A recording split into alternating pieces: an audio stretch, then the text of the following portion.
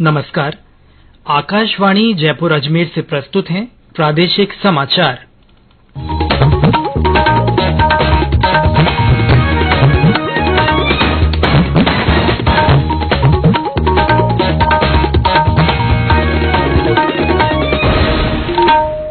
मुख्य समाचार।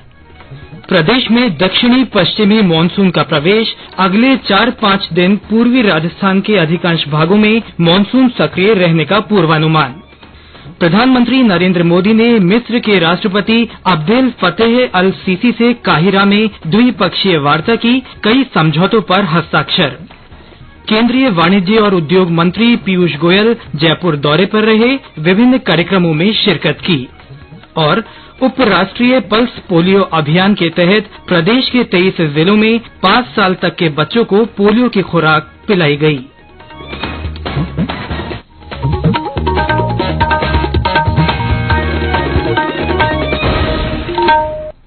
समाचारों के साथ मैं सिद्धार्थ जैन और अब समाचार विस्तार से। प्रदेश में आज दक्षिणी पश्चिमी मानसून प्रवेश कर गया है।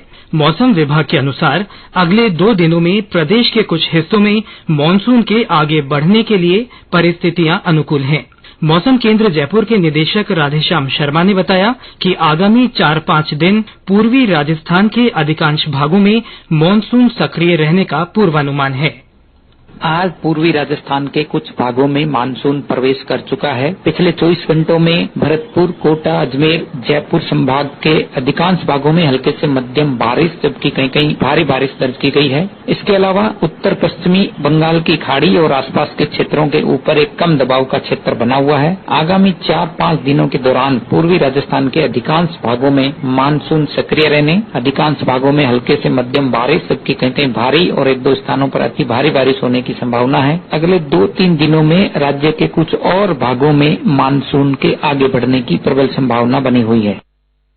इससे पहले राज्य में कई स्थानों पर आज मानसून पूर्व बारिश का दौर जारी रहा। राजधानी जयपुर में कुछ स्थानों पर हल्की से मध्यम बारिश हुई।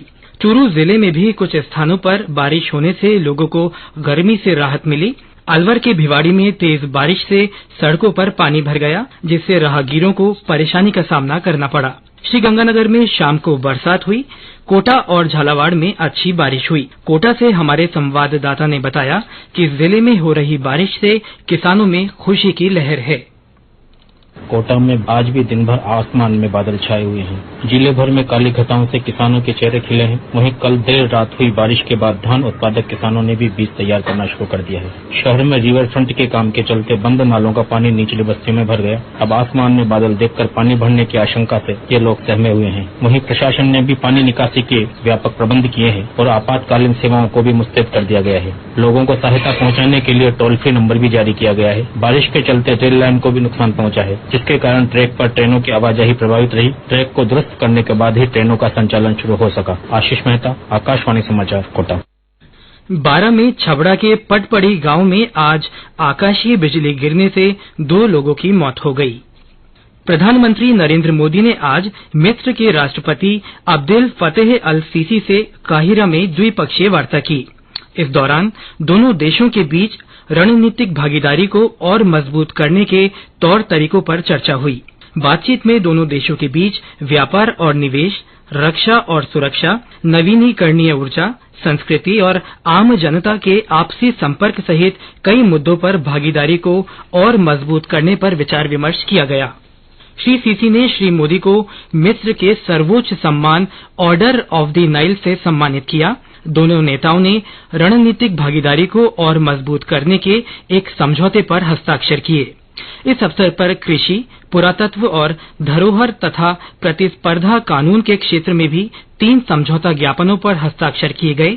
इससे पहले प्रधानमंत्री हेलियोपोलिस राष्ट्रमंडल युद्ध स्मारक गए और उन 4,300 वीर भारतीय सैनिकों को श्रद्धांजलि अर्पित की, जिन्होंने प्रथम विश्व युद्ध के दौरान मिस्र और अदन में सर्वोच्च बलिदान दिया था। श्री मोदी अल हकीम मस्जिद भी गए, जहां उनका स्वागत मिस्र के पर्यटन मंत्री डॉक्टर मोस्तफा वजीरी ने किया। प्रधानमंत्री बोहरा समुदाय के नेताओं से भी मिले। एक ट्वीट में श्री मोदी ने कहा कि यह मस्जिद मिस्र की समृद्ध विरासत और संस्कृति का प्रतीक है। प्रधानमंत्री अमेरिका और मिस्र की यात्रा संपन्न करने के बाद आज रात नई दिल्ली के लिए रवाना हो जाएंगे। प्रधानमंत्री नरेंद्र मोदी ने आपातकाल का विरोध करने वाले साहसी लोगों और देश की लोकतांत्रिक भावना को मजबूत करने के लिए अथक प्रयास करने वालों को श्रद्धांजलि अर्पित की है।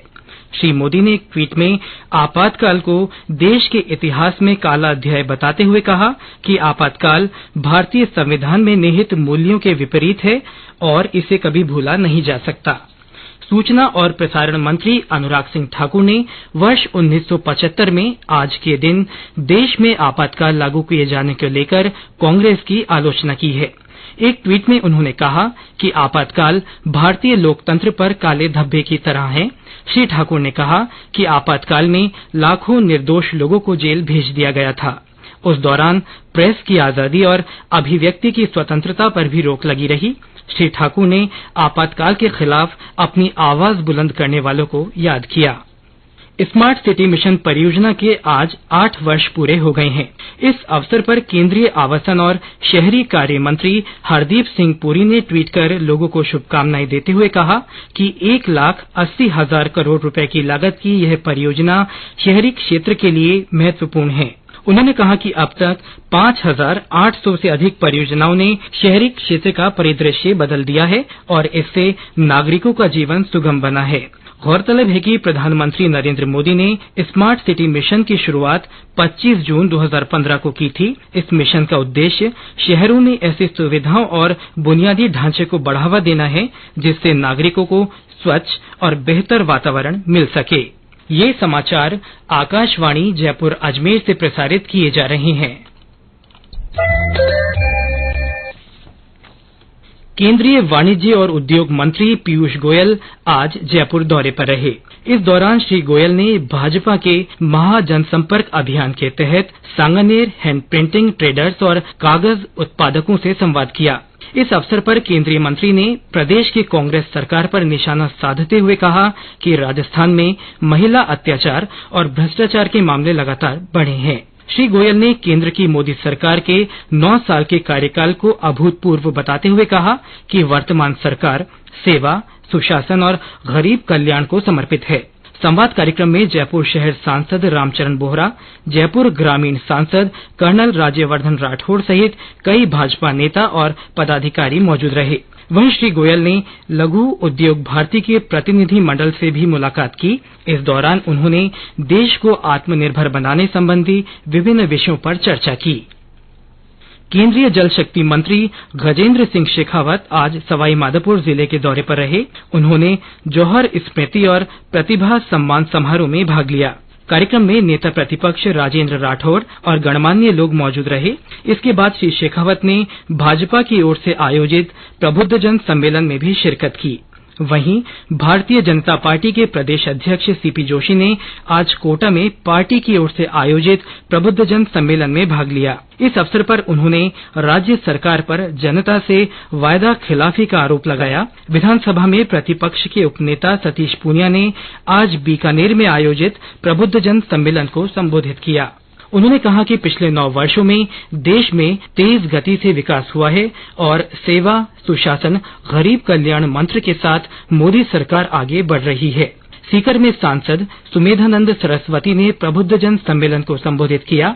इस अवसर पर सांसद ने केंद्र सरकार की 9 वर्ष की उपलब्धियों की जानकारी दी।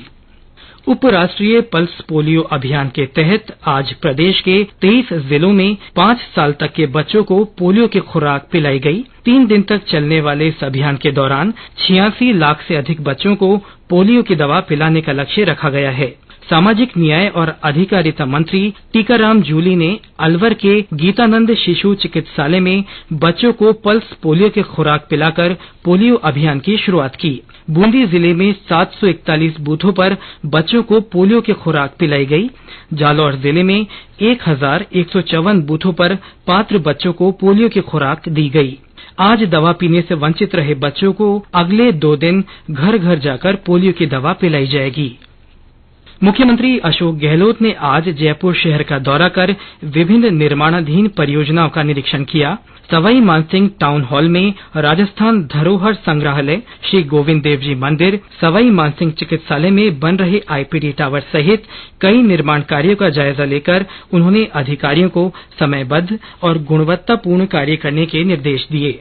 मुख्यमंत्री ने श्री गोविंद देव जी मंदिर में पूजा अर्चना कर मानव कल्याण और प्रदेश में खुशहाली की कामना की। इस दौरान उन्होंने कहा कि काशी विश्वनाथ और उज्जैन के महाकाल की तर्ज पर यहां भी 100 करोड़ रुपए की लागत से भव्य कॉरिडोर और अन्य विकास कार्य करवाए जाएंगे। मुख्यमंत्री अशोक गहलोत ने राज्य के 13 शहरों में ग्रीन लंग्स विकसित करने के लिए 19 करोड़ रुपए के वित्तीय प्रस्ताव को मंजूरी दी है। इस राशि से इन शहरों के आसपास के वन क्षेत्रों का विकास किया जाएगा।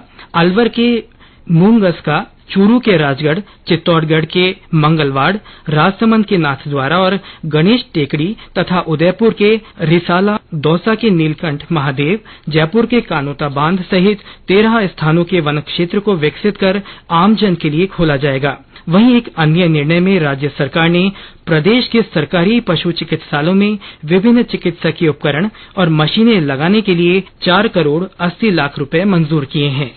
और अंत में मुख्य समाचार एक बार फिर।